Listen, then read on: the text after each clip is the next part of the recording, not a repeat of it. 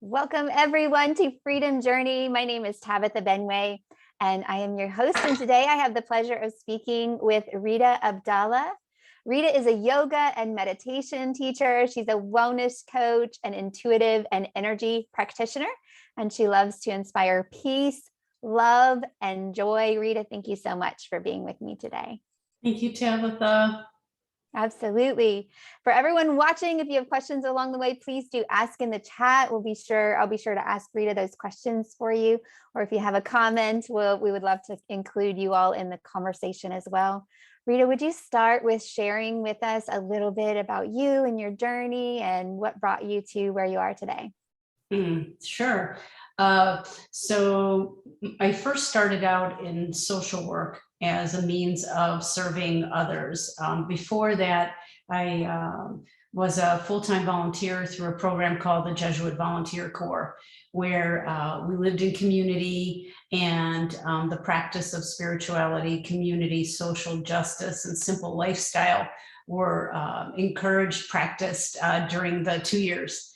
And I absolutely loved serving others, and it became then a passion that led to a career that led to meeting incredible teachers along the way, whether they were homeless, sick, or another part of their life experience that they were willing to share with me. And so being that humble witness allowed me to open more of what I needed to do here. And so after a career in social work in many different ways, the call to combine all of that piece, the social work piece with the spiritual, became really strong. And so I ended up working at a cancer center and being on the front lines with patients and loved ones, and absolutely loved it. And then it was time to grow again from there to working not just specifically with cancer patients, but to open up the window to welcoming anyone into the space of peace, love, and joy to do their work, to move forward and grow and shine. And so about a year or so ago, I opened up a wellness and yoga space for that purpose. And so we are building a community that's rooted in peace, love, and joy. And it has been a lot of fun. And the opportunity to meet wonderful people like you have come into my life, and it has been so amazing. And so whether we're doing the work privately through energy, intuitive readings, guidance, whatever is needed at the time, to workshops and classes up at the front, we're here to serve. And now that you are, serving in this way, and you have this life where you are immersed in the work, experiencing peace, joy, and love, and being that light throughout your community, tell us a little bit about what that experience is like for you. Oh, it is so moving. I appreciate the opportunity to be a humble witness to somebody as they move past the story and step more into who they really are.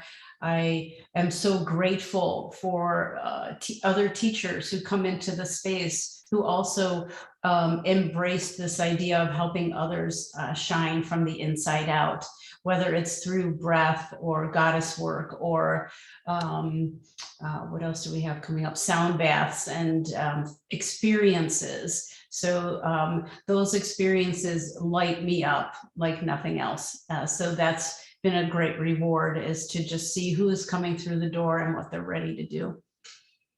Wow. Yeah. And what I hear you speaking into is this underlying current of abundance, which is where we are, in collaboration with others, and there is a more than enough for every single human on the planet. And when we collaborate and bring others in and play with others and, contribute, that you're in the flow of abundance is what I'm hearing. It's so powerful. So and powerful. palpable.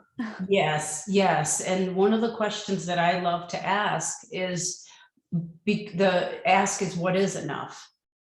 And so Mhm. that awareness of even just getting to a baseline, because the program wants us to stay in lack and not enough and unworthy. And it is so confusing because this part of us that wants abundance and enough and more than enough is calling us at the same time.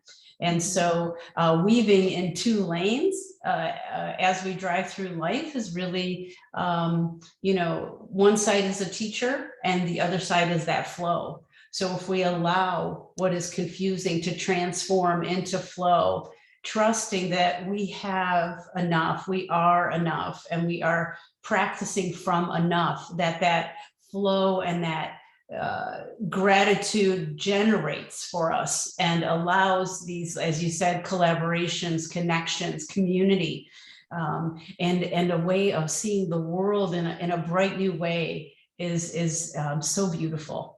Magical. Absolutely. Yes, it is. So Mhm. if you were to look at your younger self, if you could pass along words of wisdom from what you know now and what you've grown into, compared to, that younger version of you that was still maybe searching or, just in a different place in life, what would be the words of wisdom that you would pass along? That is a great question. So Tabitha, my birthday was a couple weeks ago, and I ended up visiting my daughter in New York City, and ended up off the plane, getting into the air train to head into Manhattan, Penn Station, and I met this lovely woman named Emily, and ended up sitting next to her. And we started talking about why we were coming to the city and so on. And she said, "Well, my birthday is Friday." And I said, "So is mine." And so we ended up having this amazing conversation. And she also did full-time volunteer work as I did at the same age. And so at one point during our conversation, I looked at her and I said, "You're looking at your older self, and I'm looking at my younger self." And so it was such a profound moment. And we were in such a moment of celebration. And I think if I were to talk to my younger self, is to continue that celebration of who I am and the gifts that I offer to the world, and how to stay in a mission of inspiring others to realize their gifts, and how they can change the world by changing their mind and moving out of that place of confusion and doubt and unworthiness, and stepping into their greatness, and allowing themselves to be more of themselves. And so I think that's what I would share with my younger self. And that conversation with Emily will be one I won't forget, because it was just so meaningful to share each other's wisdom coming from that place of love and light. That's beautiful. And I know that you have experiences that are profound like that all of the time. I know that when we're in that flow with life and God and abundance and all of the things, those things show up, miracles happen, those things that are just like jaw-dropping moments of like, wow, this is really happen all the time. And how beautiful that you got to be with someone who is in the work also, that's making the difference, shares your birthday, like all of the things that bring us, fun things that bring us together, right? Yes. And I love that you shared celebrate yourself, celebrate the steps forward, because along the path there's lots of times where it is confusing, right? You're talking about that other lane where sometimes you're in the lane where you're just getting the lesson, and that's okay. And we're not going to feel like we're enough when we're driving in that lane where things feel a little hard and things feel like, why am I coming up against this? But when we can pause and celebrate the little moments and celebrate the little steps along the way, it does allow us to create a ease with it all, and a joy of the moment with it all, and a joy of the path, versus the judgment or the not enough story that wants to come up and get in the way and stop us. So Yes. powerful. Absolutely. And I'm a big believer in, that we are not our stories, because Mm. oftentimes when the story happens and we remember it over a period of time, the original story is no longer accessible to us. It's been transformed, distorted. There's a lot of things then that change that story.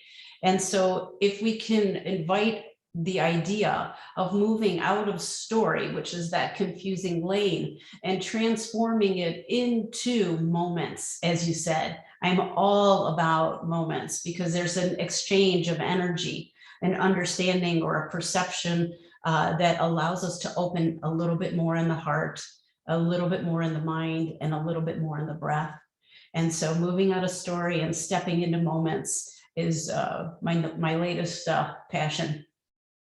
Yeah. Oh, yeah. I love that one too. Like, where am I telling myself a story that isn't serving me, whether it's of the past or of the moment that I'm in? And, being a stand for others too, to see, like, okay, I get that that's what you believe right now, and that's how you're feeling. And, what else is possible here to open up to the other lane? Yes, to the other lane. Absolutely. Yes. Beautiful. So, if some, for those that are still on their journey, we're all always on our journey, right? And we will forever be. But this is really to set the space of encouragement, normalizing what feels like sometimes we're alone on this journey. And so it is to inspire and to allow people to see what else, what are other people going through, what are other people experiencing, what has their path been like, to continue and inspire them to continue the work and the journey that they're on. So what would you say to what do you say when you come across, like Emily as an example, someone who is still on the journey, to inspire them? Yes, to use the story as a teacher, to remind you to open up to something else and move into those magical moments. There was enough open space between me and Emily to create a magical moment, and a moment that will stay in the heart for a long time. And I could have easily just sat next door and not said a word on the train, allowing her to go into her phone, me go into my phone, and move on, right? And that didn't serve us. That wouldn't serve us, at least for that moment in time.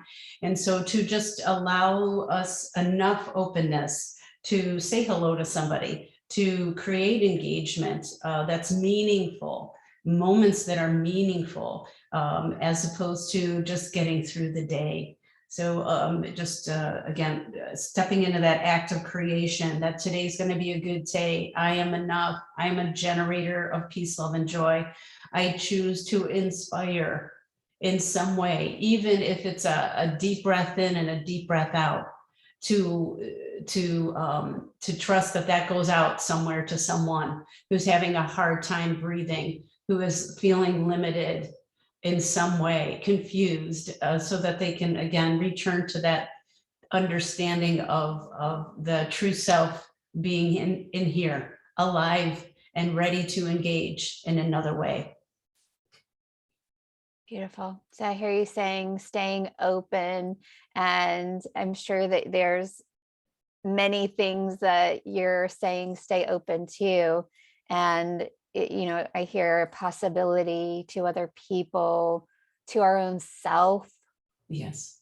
like really being open to what is here in this moment for us to receive, for us to serve. Is there anything else that I'm missing there that you want to expound on, like open? I think openness leads us to alignment and synchronicity. And so when we move into that direction and we're clear about staying in the lane called the true self, and the path to peace, love, and joy, which are eternal and unchanging energies, everything else can be altered. And to be rooted in what is unlimited, eternal, allows for these experiences, these exchanges to happen, so that the moments land and become a way of seeing more of ourselves. And so that alignment means, hey, we saw the confusion, we're stepping into curiosity, we're stepping into an understanding that we don't have to stay in confusion. That is a temporary place for us to head back into what is true for us. Beautiful. Yeah, confusion happens and there's a way out. There's a way back to clarity and openness. Yes, clarity. Yes, yes. Beautiful. Mhm. So Rita, I know that you do yoga and meditation and healing work in the sound baths, so much fun stuff. How can people connect with you, whether it's online? I don't know if you have a meditation that you share, but what would be a great way for people to be able to connect with you further? Oh, sure. I am a meditation teacher on Insight Timer. And so there are several meditations there for people to access. And I think, one is about empowering the body, connecting with a horse, watching a sunset. So the visualizations there, I think, help people find a way into themselves. And the feedback has been very positive with those. So that I think would be a great first start. Insight Timer. Is that NSI, or excuse me, IN? Spell that for me. Oh, Insight, INSIGHT, Timer. Awesome. TIMER. And then, so once you get there, you can search by teacher. And so then you could pick my name in that search bar and be able to find those meditations. Okay, I'm putting this in the chat so everyone will have it. And it's insighttimer.com. Is that correct? Yes. Okay. All right. So for everyone watching, you will have that there in the chat and you can click on that link and search for Rita's meditations.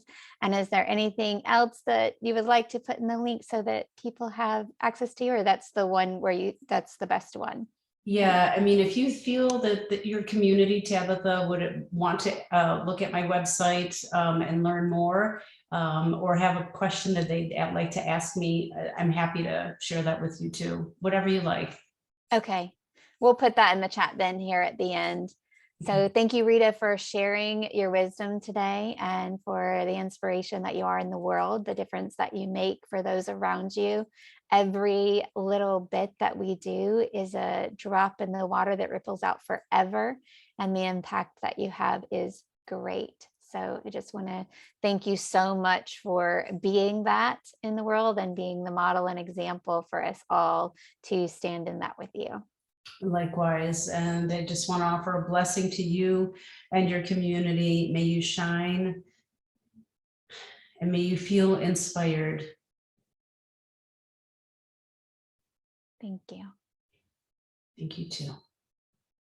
Thank you, everyone that's watching. If you have questions, post them in the chat. We'll make sure that Rita gets those. And everybody have an amazing day.